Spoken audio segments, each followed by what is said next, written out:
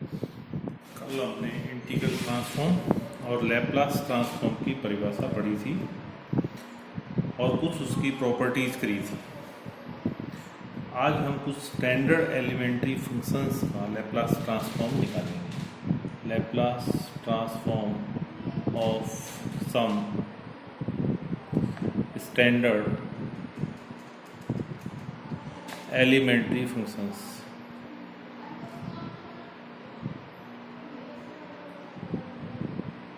कुछ फंक्शंस लेंगे हम, एलिमेंट्री फंक्शंस लेंगे, उनका हम लैप्लास ट्रांसफॉर्म निकालेंगे। जैसे सबसे पहले हमने लिया फंक्शन जो दे रखा है हमें, वो दे रखा है 1 यूनिटी का लैप्लास ट्रांसफॉर्म निकालेंगे हम। तो लैप्लास ट्रांसफॉर्म की डेफिनेशन होती है Laplace transform of f x is equal to 0 to infinity e raised to power minus x f x d x. इसमें एफ एक्स की वैल्यू दे रखी है 1, यह आ जाएगा 0 to infinity e raised to power minus P x e raised to power minus P x F x d x. F x की जगह हमने इसमें रख दिया 1, फंक्शन दे रखा है यूनिटी, तो यह आ जाएगा डी एक्स। इसको इंटीग्रेट करें e raised to power minus P x upon minus P 0 to infinity, दोनों लिमिट्स रखेंगे हम, तो ये आ जाएगा इसमें 1 अपॉन पी। पहले इन्फिनिटी रखेंगे तो 0, 0 रखेंगे तो 1।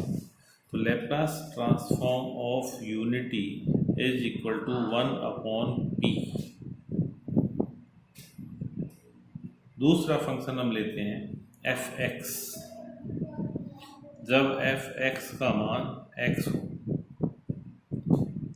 यह हो जाएगा Laplace transform of x is equal to 0 to infinity e raised to power minus P x d x. इसको बाई पार्ट्स इंटीग्रेट कर देंगे। पहले इसका इंटीग्रेशन किया, यह आ जाएगा e raised to power minus P x upon minus P into X, और limit 0 to infinity minus plus 1 upon P 0 to infinity e raised to power minus P X, और x का डिफरेंशिएशन 1 और dx। अब जब इसमें infinity रखेंगे तो ये 0, और जब 0 रखेंगे तो इससे 0, तो ये दोनों पे इसकी वैल्यू 0 हो जाएगी। ये आ गया 1 upon P 0 to infinity e raised to power minus P x d x. यही आ जाएगा माइनस ये 1 upon P minus e raised to power P x upon P 0 to infinity, यही हो जाएगा 1 अपॉन पी स्क्वायर। तो लैप्लास ट्रांसफॉर्म निकाले 1 का तो आता है 1 अपॉन पी, एक्स का 1 अपॉन पी स्क्वायर। फिर इसको जनरलाइज करते हैं। पहले हमने x का मतलब x रेज टू पावर 0 भी हो, 1 का मतलब x रेज टू पावर 0 भी हो सकती है, तो फिर हमने पहले 1 का निकाला था, तो ये आ गया था 1 अपॉन पी। फिर हमने x का निकाला तो ये आ गया 1 अपॉन पी स्क्वायर। फिर हम निकालते हैं Laplace transform of x raise to power n। इसमें डेफिनेशन लगा दें 0 to infinity e raise to power minus P x raise to power n dx। इसको बाई पार्ट्स इंटीग्रेट करेंगे हम।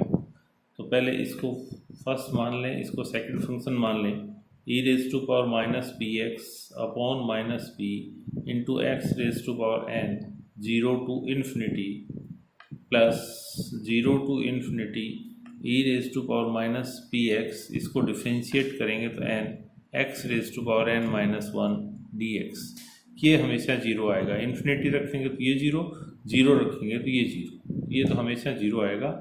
यहाँ पे आ जाएगा इसमें n upon P 0 to infinity e raise to power minus P x x raise to power n minus 1 dx। इसको फिर first function मानते हुए, इसको सेकंड फंक्शन मानते हुए, फिर हम इसको इंटीग्रेट करेंगे, और इसको इस तरह से तब तक करेंगे कि जब तक ये n-n तक नहीं आ जाए, जब तक ये n-n तक नहीं आ जाए। तो ये आ जाएगा, इसमें पहले n आया था, फिर आ जाएगा n-1, फिर आ जाएगा n-2, n-3 और 3, 2, 1 और p की पावर भी बढ़ती चली जाएगी। ये आ जाएगा p⁻n 0 to infinity e⁻−px and dx।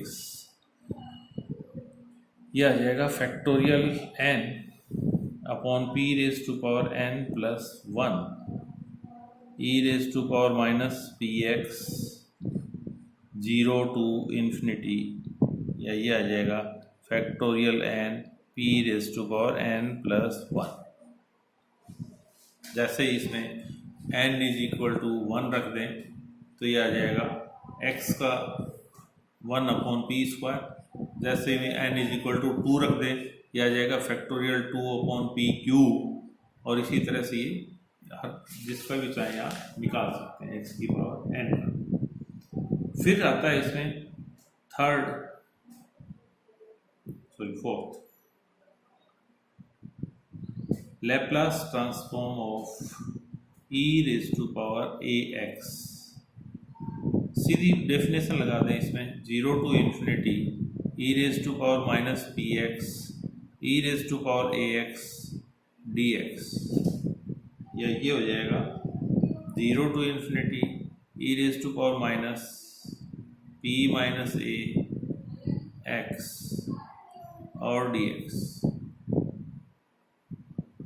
अब इसमें क्या आ गया, p की जगह p-a आ गया, इसको इंटीग्रेट करें तो आ जाएगा -p-a e⁻p-a into x 0 to infinity। जैसे ही इन्फिनिटी रखेंगे तो ये 0, 0 रखेंगे तो ये 1, तो ये आ जाएगा 1/p-a where p is always greater than a। ये कंडीशन इस पर लगानी जरूरी है, क्योंकि यदि p is less than a आ जाएगा तो ये वाला मान नेगेटिव हो जाएगा, और ये इसलिए इसमें ये कंडीशन लगाना जरूरी है। आगे दूसरा फंक्शन,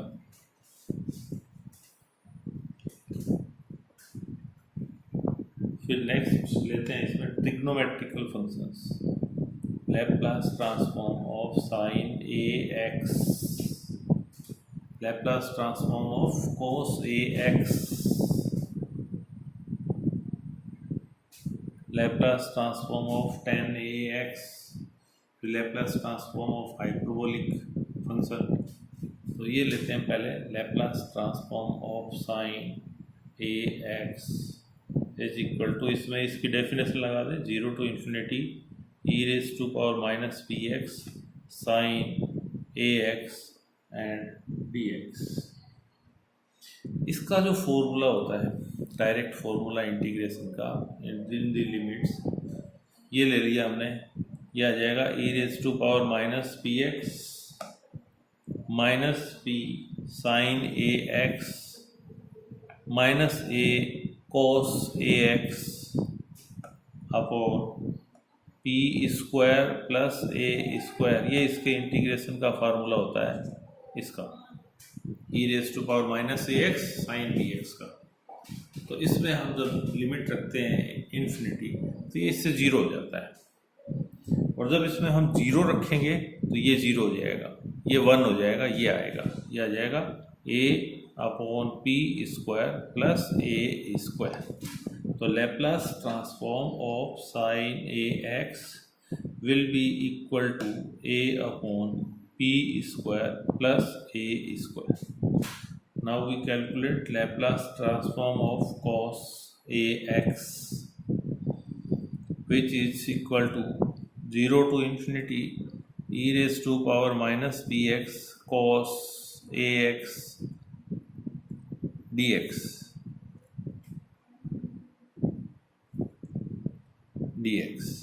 इस पे भी डायरेक्ट फॉर्मूला लगाएंगे हम, तो यह आ जाएगा e⁻−px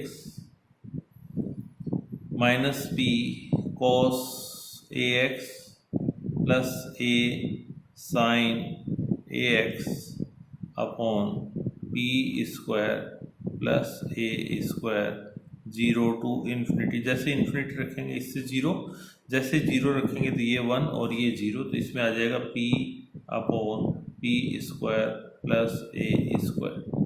Laplace transform of sine ax will be equal to a upon p square plus a square, and Laplace transform of cos ax will be equal to p upon p square plus a square.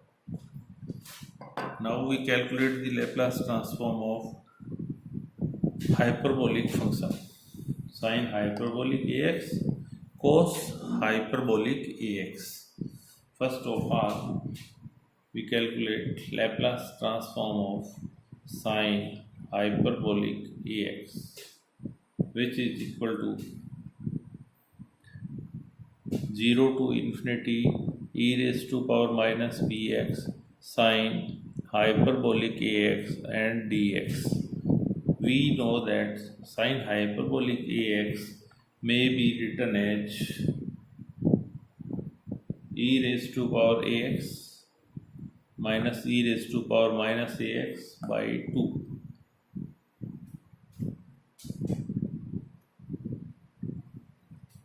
Therefore, Laplace transform of sin hyperbolic ax equal to Laplace transform of e raised to power ax minus e raised to power minus ax by 2, or by linearity property it will be equal to Laplace transform of e raised to power ax minus Laplace transform of e raised to power minus ax 1 upon 2. Laplace transform of this one is 1 upon p minus a, and Laplace transform of this one is 1 upon p plus a. Taking LCM, p square minus a square, p plus a minus p plus a.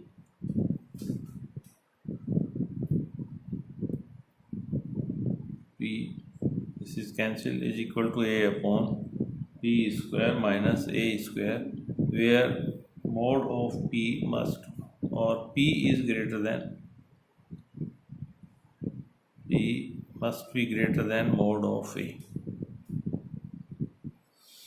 Similarly, we can calculate Laplace transform of cos hyperbolic ax, which is equal to Laplace transform of e raised to power ax plus e raised to power minus ax upon 2. Laplace transform of e raised to power ax plus Laplace transform of e raised to power minus ax 1 upon p minus a plus 1 upon p plus a, or we can write LCM of this one is this, p plus a plus p minus a is equal to p upon p square minus a square, where p is greater than mod of a. Laplace transform of sin hyperbolic inverse is a upon p square minus a square, and p is greater than mod of a, and Laplace transform of cos hyperbolic ax is equal to p upon p square minus a square, where p is greater than a. P is greater than a.